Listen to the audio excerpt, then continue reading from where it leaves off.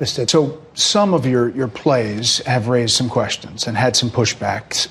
19 states' attorneys general filed a lawsuit, and early Saturday, a judge agreed with them to restrict Elon Musk and his government efficiency team, DOGE, from accessing Treasury Department payment and data systems. They said there was a risk of irreparable harm. What do you make of that? And does that slow you down on what you want to do? No, I disagree with it 100%. I think it's crazy. And we have to solve the efficiency problem. We have to solve the fraud, waste, abuse, all the things that have gone in the government. You take a look at the USAID, the kind of fraud in there, and you found significant things. Well, we're talking about hundreds of millions of dollars of money that's going to places where it shouldn't be going, where if I read a list, you'd say this is ridiculous, and you've read the same lists, and there are many that you haven't even seen. It's crazy. It's a big scam. Now, there's some good money, and we can do that through any one of a number. I think I'd rather give it to Marco Rubio over at the State Department. Let him take care of the few good ones. So I don't know if it's kickbacks or what's going on, but the people, look, I ran on this, and the people want me to find it. And I've had a great help with Elon Musk, who's been terrific. Bottom line, you say you trust him. Trust Elon? Oh, he's not gaining anything. In fact, I wonder how he can devote the time to it. He's so into it. But I told him do that. Then I'm going to tell him very soon, like maybe in 24 hours, to go check the Department of Education. He's going to find the same thing. Then I'm going to go to the military. Let's check the military. We're going to find billions, hundreds of billions of dollars of fraud and abuse. But I campaigned on this, Brett.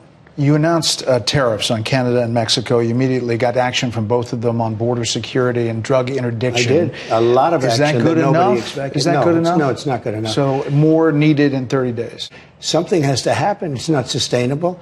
And I'm changing it. You know, the Prime Minister said this weekend to a group of Canadian businessmen, he was at a private meeting, he said that your wish for Canada to be the 51st state is a, quote, real thing. Is it a real thing?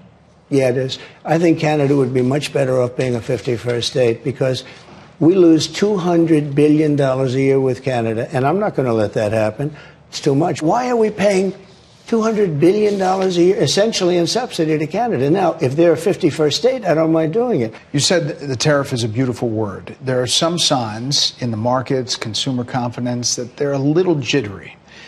So if all goes to plan, when do you think families will be able to feel prices going down, groceries, energy, or are you kind of saying to them, hang on, inflation may get worse until it gets better? No, I think we're going to become a rich... Look, we're not that rich right now. We owe $36 trillion. That's because we let all these nations take advantage of us.